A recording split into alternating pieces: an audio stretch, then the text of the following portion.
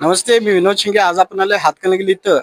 आज कोल्हापूर जिल्हा परिषदेच्या निवडणुकीचा अर्ज भरण्याचा शेवटचा दिवस आणि भादोली मतदारसंघातून ज्या मतदारसंघाकडे संपूर्ण जिल्ह्याचं लक्ष वेधलं होतं, त्या मतदारसंघात धैर्यशील मानेंचे कट्टर समर्थक समजले जाणारे राहुल सावंत यांनी अचानक महाविकास आघाडीत प्रवेश केला आणि त्यांना महाविकास आघाडीने उमेदवारीही दिली.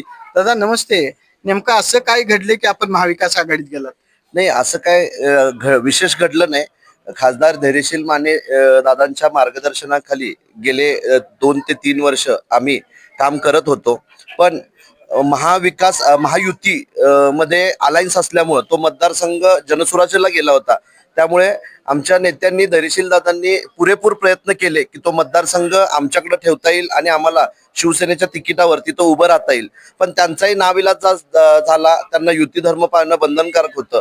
आणि आताच परवाच्या ज्या कोल्हापूर महानगरपालिकेच्या निवडणुका झाल्या त्याच्यामध्ये बंटी साहेबांनी ज्या आटोकाट प्रयत्न करून महाविकास आघाडी तळागाळापर्यंत पोहोचवली, त्याला प्रेरित होऊन मी माझी पत्नी आम्ही दोघांनी महाविकास आघाडीमध्ये म्हणजेच काँग्रेसमध्ये प्रवेश केला.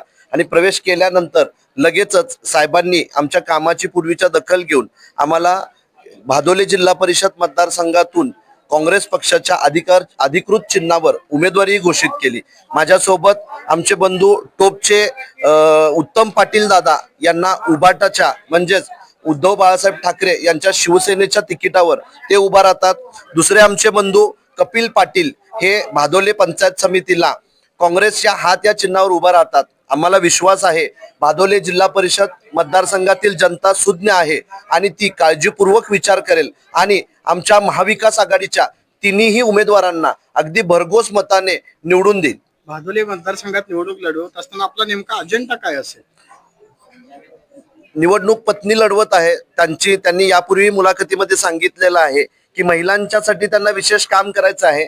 मुळात सगळ्यात महत्वाचा त्यांचा अजेंडा आहे रिकाम्या हाताला काम आणि त्या केलेल्या कामाला योग्य दाम मिळवून देण्यासाठी जे काही करता येईल ते त्यांच्या परीनं त्या नक्कीच करतील. आम्ही त्यांच्या साथीला आहे. आमची पूर्ण महाविकास आघाडी आहे. ती ताकदीनं अगदी निवडून आल्यानंतर तिथल्या ज्या काही समस्या असतील त्या पूर्णपणे संपवण्याचा प्रयत्न करेल.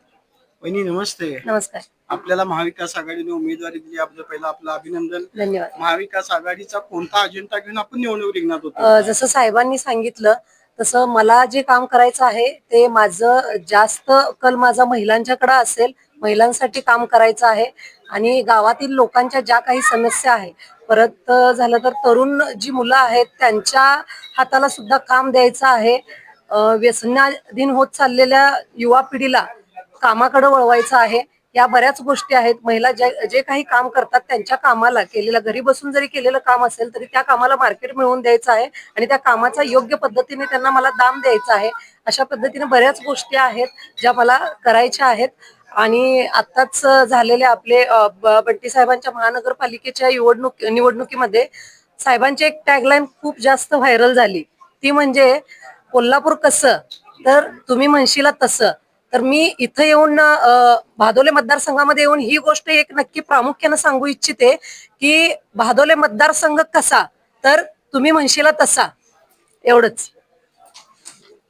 निवडणूक लढवत असताना प्रत्येक प्रक्रियेला एका बाजूला धनशक्ती आणि एका बाजूला जनशक्तीची लढाई आहे. याबद्दल आपण नेमकं काय सांगाल? हे प्रत्येक इलेक्शन मध्ये असं चालतच असते. पण प्रत्येक वेळी जनतेनं धनशक्ती काय नाकारलेलीच आहे. त्यामुळे महाविकास आघाडीला यश नक्की मिळेल असं मी म्हणतो. कोल्हापूर जिल्ह्याची सध्याची परिस्थिती पाहता नगरपालिका महानगरपालिका बघितल्या त्यात महायुतीला मिळालेली यश, महाविकासला मिळालेली यश आणि सध्याची जिल्हा परिषद, ग्रामीण निवडणुका आणि शहरी निवडणुका नेमका काय फरक सांगाल आपण? ग्रामीण भाग हा कायम काँग्रेस बरोबरच राहिलेला आहे. त्यामुळे नक्कीच यश मिळेल यात काही शंका नाही. युवकांच्या हाताला काम देत असताना आता दिदीने ज्या पद्धतीने सांगितलं की मला हात द्यायचा आहे, भादोले कसं तर तुम्ही सांगाल तसं वेगवेगळ्या माध्यमातून अनेक आपण युवकांना व्यवसायात आणलंय. इथून पुढे युवकांच्या अपेक्षा आहेत त्या आपण कोणत्या माध्यमातून पूर्ण कराल? आम्ही व्यवसायाच्या माध्यमातून व्यवसायाचं जाळं अगदी महाराष्ट्रभर पसरवलं आहे.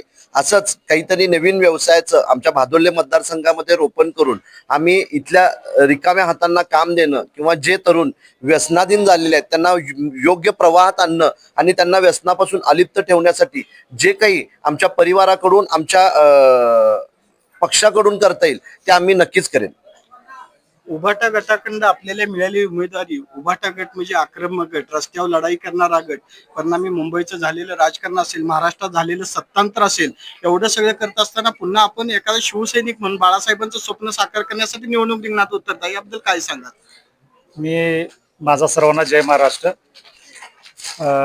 बाळासाहेब ठाकरे यांना वंदन करून, मी माननीय श्री उद्धव ठाकरे यांना नमस्कार करून मी या टोप तालुका पंचायत समिती मध्ये उभा राहिलो आहे. माझं चिन्ह आहे मशाल. त्याचबरोबर ह्या भादोली मतदारसंघात आमची महाविकास आघाडी झाली आहे. त्यामुळं वर हात आहेत जिल्हा परिषदेला, ते आमच्या सोनाली सावंत आहेत. परत आमचे भादोली मतदारसंघात कपिल पाटील आहेत, त्यांचं चिन्ह पण हात आहे. आणि मला एवढं सांगायचं आहे की तुम्ही किती जरी कुणी दाबलं तर सत्य कधी बाजूला जात नाही.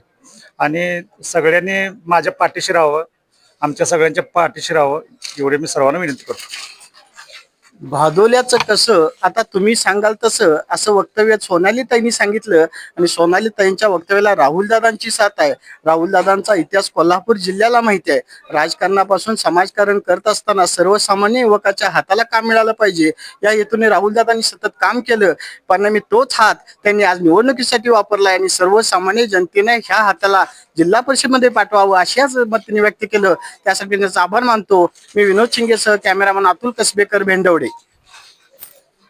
थँक्यू.